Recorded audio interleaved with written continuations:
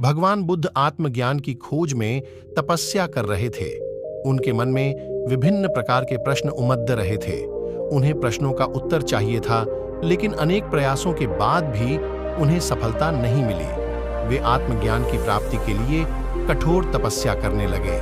अनेक कष्ट सहन किए, कई स्थानों की यात्राएं की, परंतु जो समाधान उन्हें चाहिए था वह उन्हें मिला नहीं। एक दिन उनके मन में कुछ निराशा का संचार हुआ।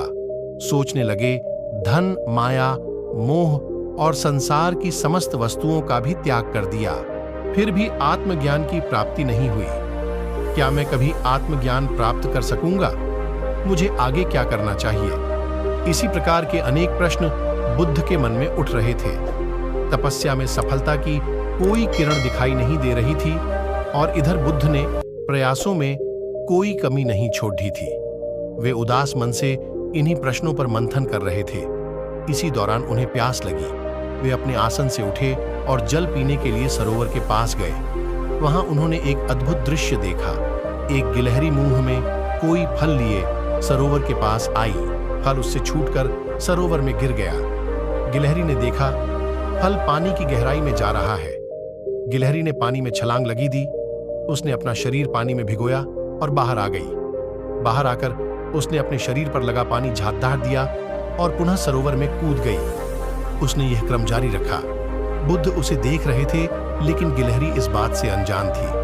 वह लगातार अपने काम में जुटी रही। बुद्ध सोचने लगे, ये कैसी गिलहरी है? सरोवर का जल यह कभी नहीं सुखा सकेगी। लेकिन इसने हिम्मत नहीं हारी। यह पूरी शक्ति लगाकर सरोवर को खाली करने में जुटी है। अचानक बुद्ध के मन में एक विचार का उदय हुआ।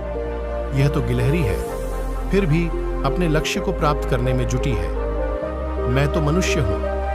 आत्मज्ञान प्राप्त नहीं हुआ तो मन में निराशा के भाव आने लगे। मैं पुनः तपस्या में जुट जाऊंगा। इस प्रकार महात्मा बुद्ध ने गिलहरी से भी शिक्षा प्राप्त की और तपस्या में जुट गए। एक दिन उन्हें आत्मज्ञान प्राप्त हो गया और वे भगवान बुद्ध हो गए।